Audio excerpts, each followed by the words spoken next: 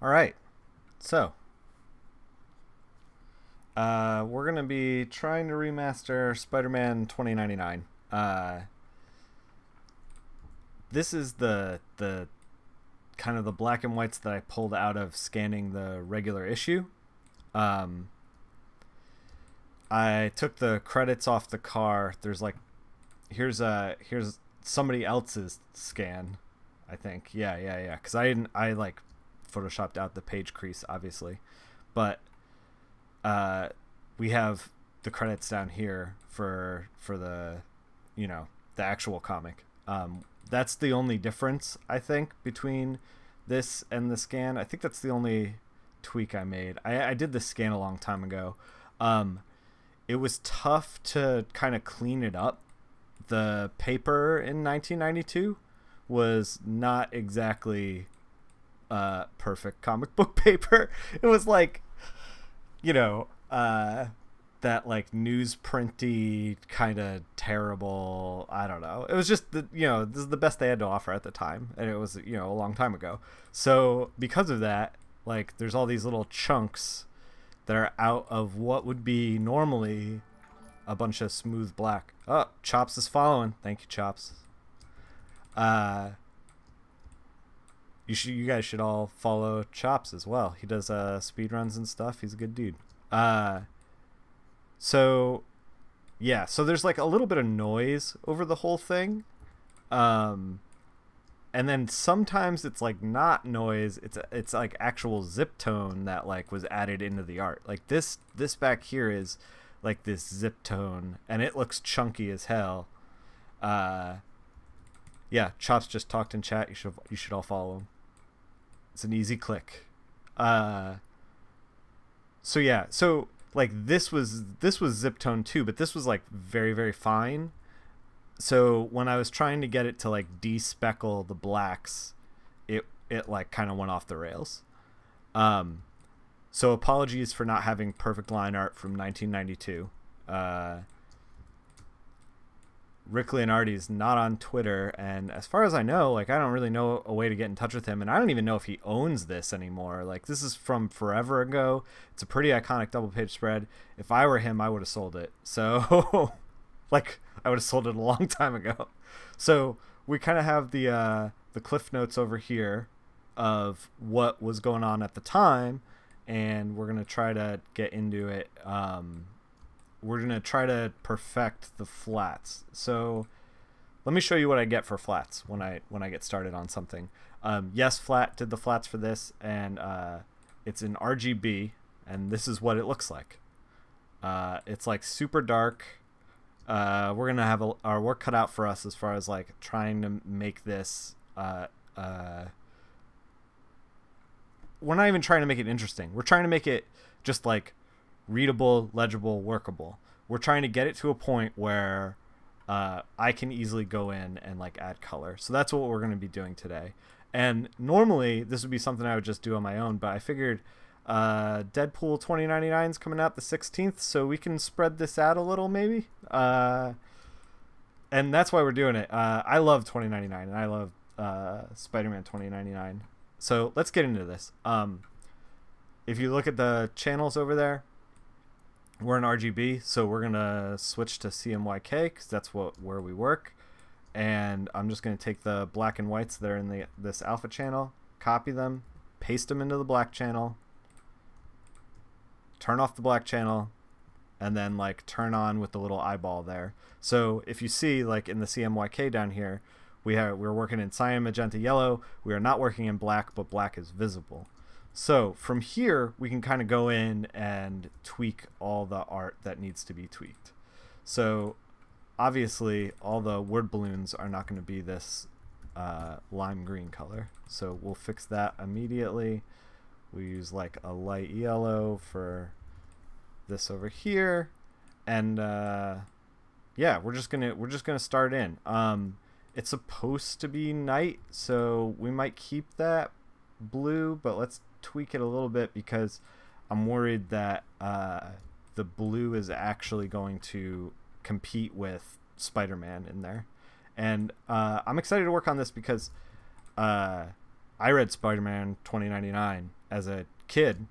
I really loved it. And then I actually rebought all the, like, bought them when I was a kid, destroyed them, and then they were lost to time. And then I bought them again as an adult and reread them. They're not as great when you're an adult. They're still good. There's still like good stuff in there. Don't get me wrong. There's like some really interesting like world building kind of things. And I have like an intense nostalgia for it. So, I mean, that might be coloring my worldview a little bit. But, yeah, I loved Spider-Man 2099. And so when I got asked if I wanted to do Deadpool 2099, let's see, is this part? Yeah, this is all part. This is all one thing. We're not going to stay 100% faithful because the artists in 1992 were kind of limited by what they could put on paper. I'm not sure if we're so far back that they were doing 25% chunks, which I will talk about in a second, but they were certainly much more limited than they are now. Photoshop kind of made coloring into an art form, and the rise of Photoshop and it being available and powerful changed comics, shifted in the 90s, and is continuing to shift. So back in the day, way back when, in like the 60s, when comics would go to print, you had, you know, cyan, magenta, yellow, these guys right here, cyan, magenta, yellow, and K for black. And you can only work, I'm actually in 25 chunks right now, you can only work in chunks of 25. So you could have 50% cyan, 25% magenta, 25% yellow, and that was your color. Or you could do like 75% and then like 100%, and that was your maroon. So you had an extremely limited palette, which is why all comic books back then kind of all, the coloring at least, like generally looks the same. And they do things like, you know, they do things like, if a person's in a foreground, they're just like all straight blue. Or like if a person has black hair, instead of using a gray, they use like a blue color. And it's just, you know, a reflection of the time.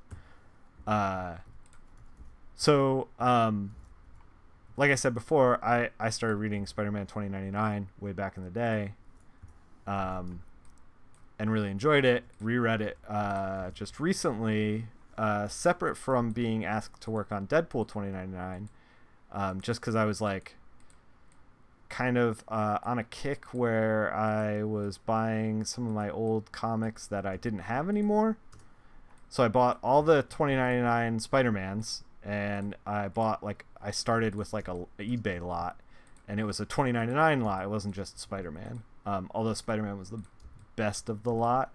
I also ended up with some Ravage and Hulk 2099 and all this kind of other wacky stuff that they were doing. Some annuals were thrown in there. So I've been slowly chipping away at finishing the entire 2099 run from back in the day, from 1992. And so we are going to try to keep these guys' costumes fairly on point, because I think that it'll be like kind of nostalgic. I mean, obviously we're going to take some liberties when we actually start coloring in all the details, but and when we start like putting in a little bit more mood that they were not able to put in 1992. But let's keep their costumes fairly on point so that it's kind of like a nod to the vintage style that we're doing. Yeah, so I started rereading them, and like, you know, good stuff and bad stuff from like how it used to be, you know, just symptoms of old comics. But the world building was so good. Like Spider-Man had a AI that was like in his house that would talk to him and handle things, and it was a hologram of Marilyn Monroe, and you could change the hologram to be different old-timey celebrities, which was like kind of neat, and like, you know, fetishizes the past a little bit, which is funny because that's what we're doing now. Oh my god, it's come full circle. But yeah, so and then the AI goes rogue in one of the stories that was like real good. There's like a freaking Old West but 2099 style cowboy who's like hunting Spider-Man. It's about like, it's also about like the rise of corporations. A corporation hired that guy. It's like just such a fun like comic, and the world they built was really neat. Yeah, everything's run by the government, including like police and all that kind of thing. So or everything's run by corporations, not the government. So, you know, far future, right?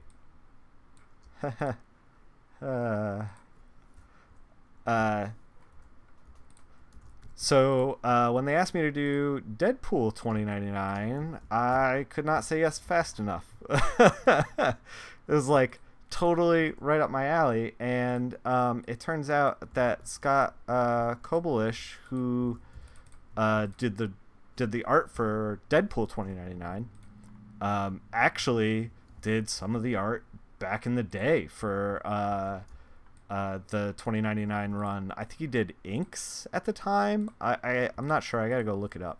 I will get back to you on that. But I think he did inks at the time for a handful of projects. He was like floating around the 2099 office. So and he was a younger man back then. He's a little older than I am. He so obviously he was, you know, he's been working in comics like all this time, and they were like, hey, you want to crack at Deadpool 2099? And he was like, fuck yes. All right, we're gonna try to get this guy's costume right, but see, this is what I was talking about with like limited options. So we're gonna try to get this guy's costume right, but he's supposed to be like a police officer, and he's just like brown. Like this guy back here. Like, he's just like, I just have a brown helmet. That's like totally boring. Brown on skin tone, just like not fun. On gray. And then he's got like this orange bike. You know, like, so we're gonna change the costumes just a little bit. We're gonna try to do like a blue, maybe like a light blue. So they and this is the thing, like they have to, and you know, if I was like doing this issue on my own, like if I was hired in 92, my thought process would be that like they have to look different than Spider-Man, and Spider-Man's gonna be blue, so they have to be, you know, this like light blue. That's what we're gonna do, and we're gonna put them in shadow and stuff too, because the shadows are pretty intense on this thing. But yeah, so with Deadpool 2099, it's a new Deadpool from the future, just like this was the new Spider-Man. You know, Peter Parker's obviously not around anymore, although we're getting closer and closer to 2099. I don't know, and they reset him back into high school. I don't know, maybe he'll be around in 2029. I don't know. But at the time in 92, this was far future, and it was ludicrous to think like Peter Parker would still be around. So anyway, Deadpool is it's a new Deadpool, shrouded in mystery. I don't want to spoil it for you because it is coming out August 16th. It's a new Deadpool shrouded in mystery, and you actually find out what happened to Wade as well. So that's really cool. You know, and they talk about him, and a couple other people from the Marvel U show up that were not in the regular run for 2099. So it expands on the world in like a big way. We are at 20%, huh? So we're gonna try to keep this as accurate as possible, but we are definitely going to take some liberties. Also, I don't know if you can hear it, but there is thunder and lightning outside. So if the stream drops for no reason, I apologize. All right, let's try to figure out this helmet. I think I want to do orange just because it's like the orange of the bike. Like maybe the helmet goes with the bike, but it also kind of looks like he has this like weird visor right here. So maybe we can do something cool with that.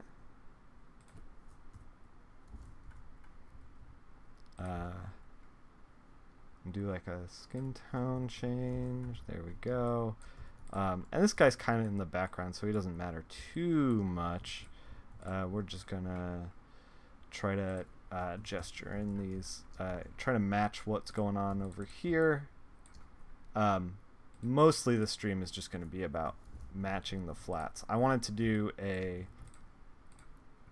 something that I don't normally do for the next stream, which is going to be, we're going to take this double page spread and kind of do some color studies, like really get into like crunching, you know, like how to build a palette and how I approach that kind of thing before we get into actual doing color, because we got a little time before August 16th, and I got something planned for after August 16th, so I'm like totally stoked.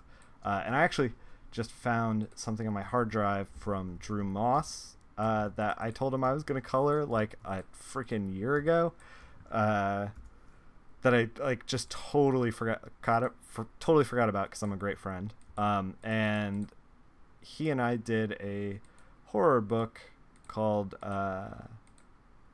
Blood Feud with Cullen Bunn. Sorry, I'm like focusing on the selection I'm making.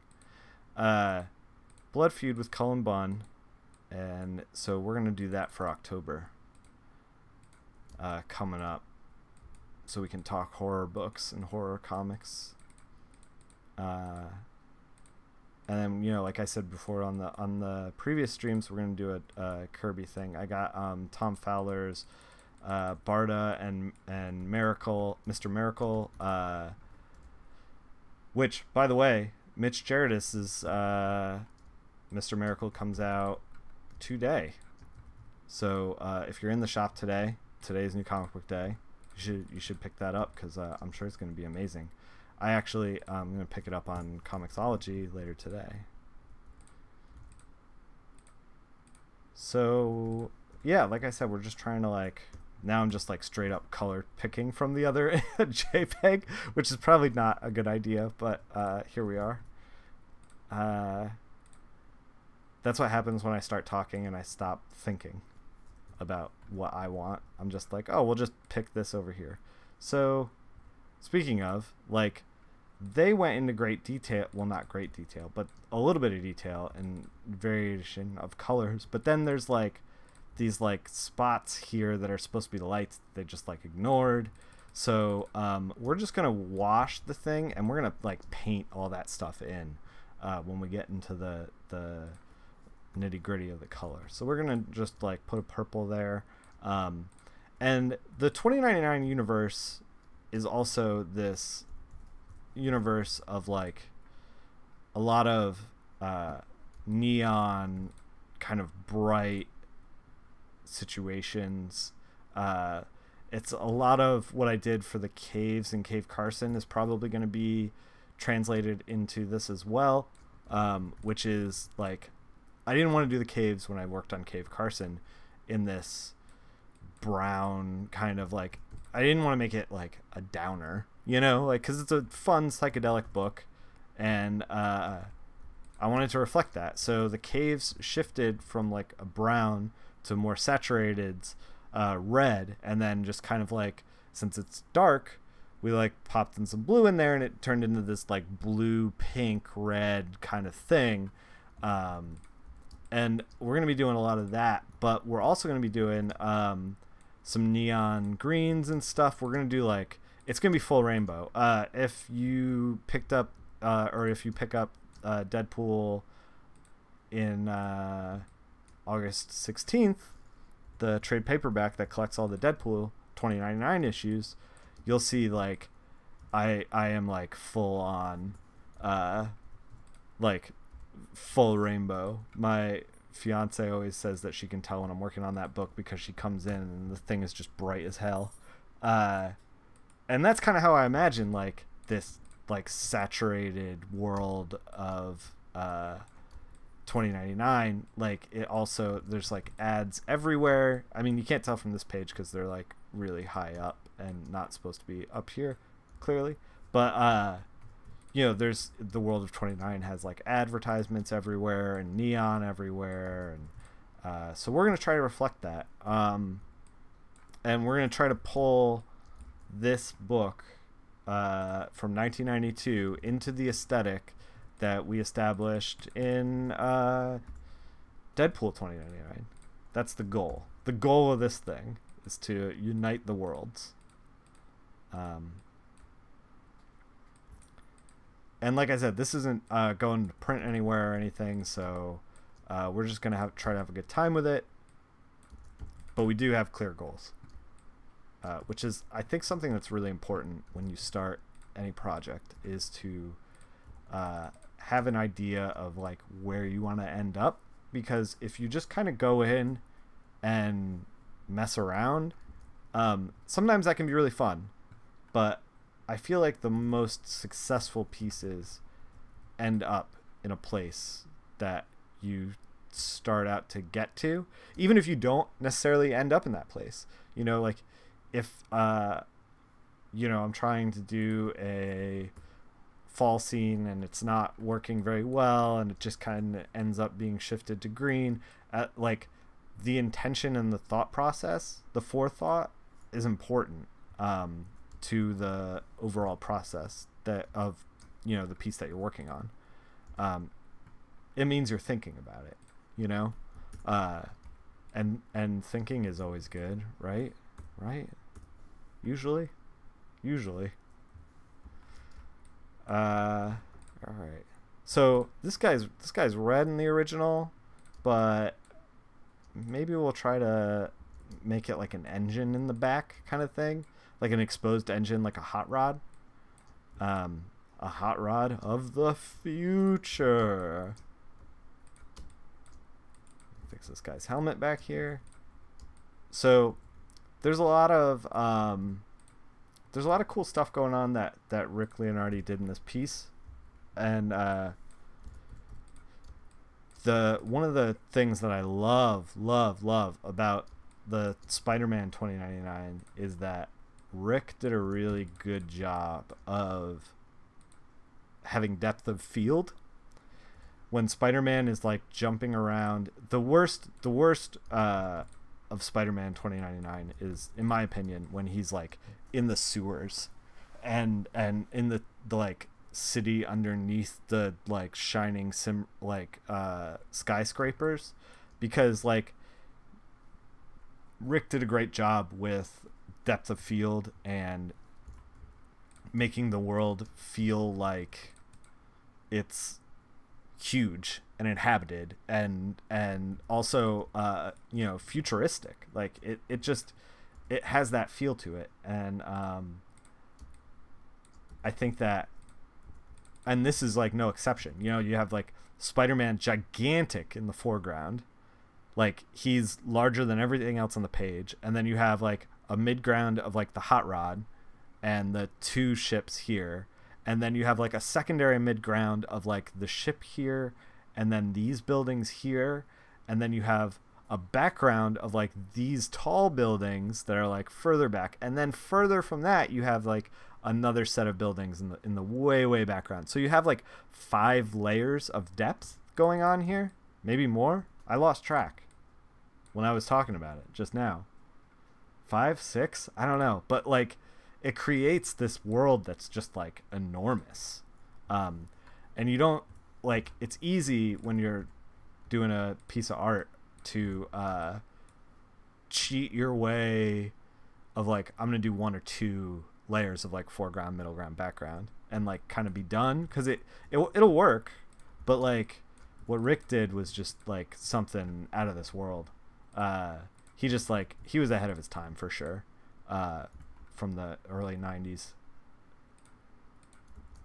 And I think the book suffered after he had left. I don't know why he left, actually, but because, you know, I was 11 at the time, so, you know, I was not plugged into the, I didn't even know if there were message boards. I was gonna say I was not plugged into the message boards, but there probably wasn't even that. It was probably just, you know, the work spoke for itself back then, which is something that doesn't happen anymore. What do we got going on here?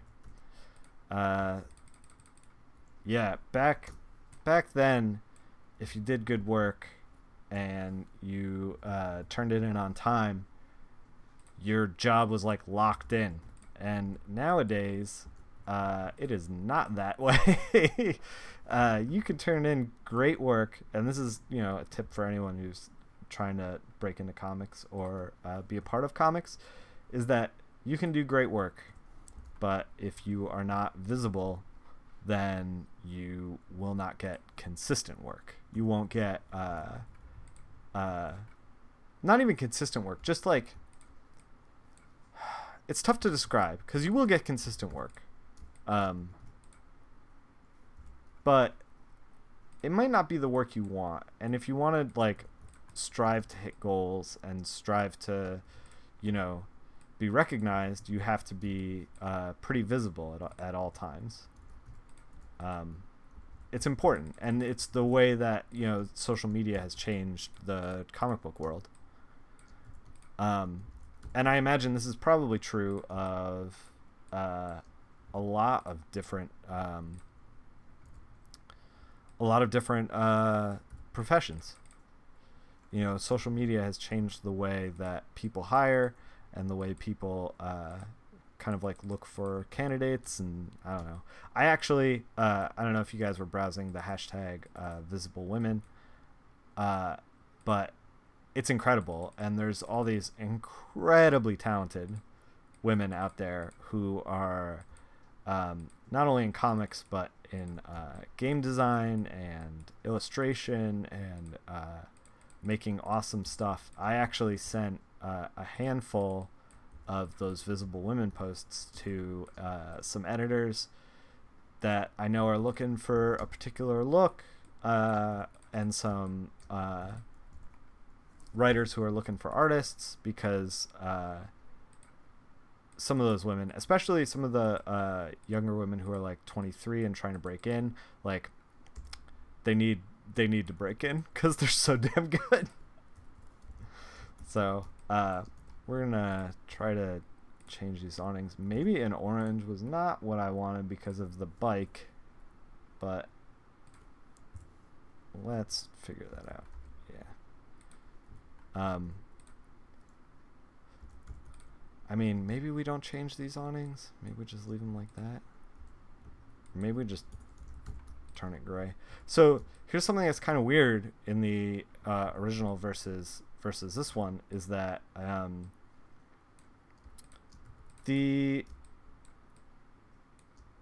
so the artist is working with a limited palette. The dark side of this building, which is like zip toned, you know, so it's like, you know, that Rick wanted it to be dark because he's putting like essentially just like a gray tone down on the thing.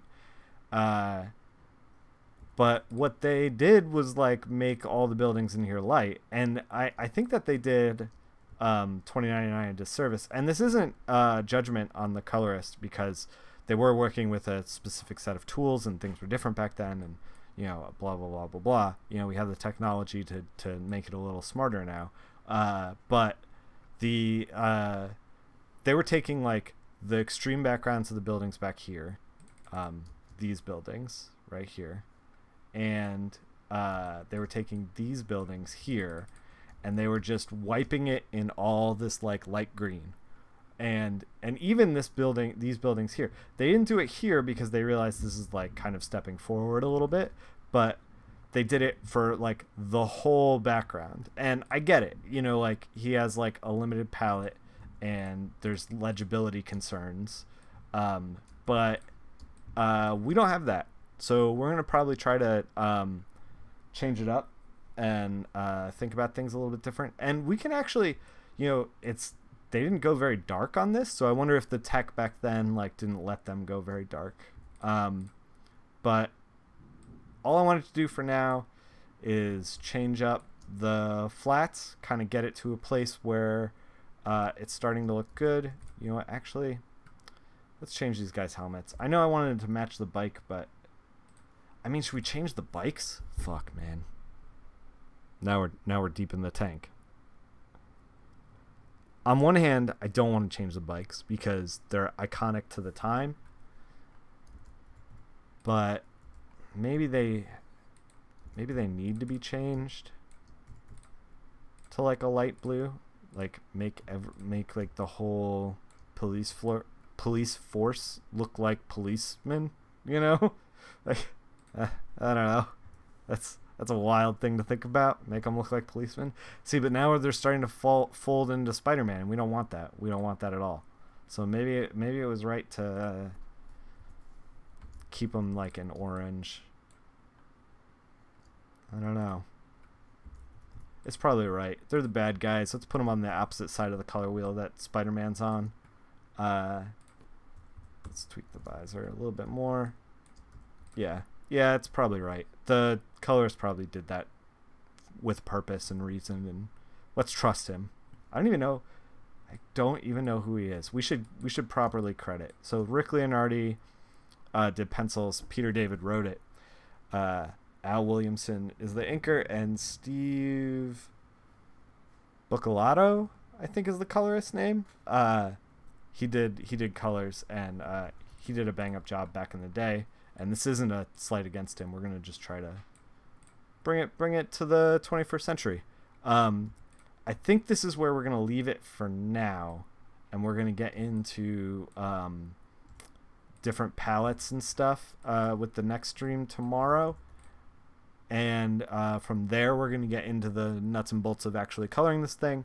I'm excited to do something I haven't tried before that I gotta practice a little bit, which is I'm going to try to make a brush on stream. I haven't made a brush since at least 10 years.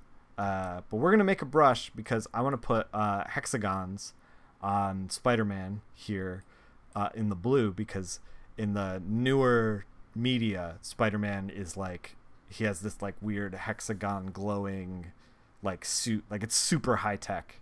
And this kind of just looks like spandex. So we're gonna drag him into the 21st century, or 23rd century. I don't know. Whatever. We're gonna make him future. Go future now.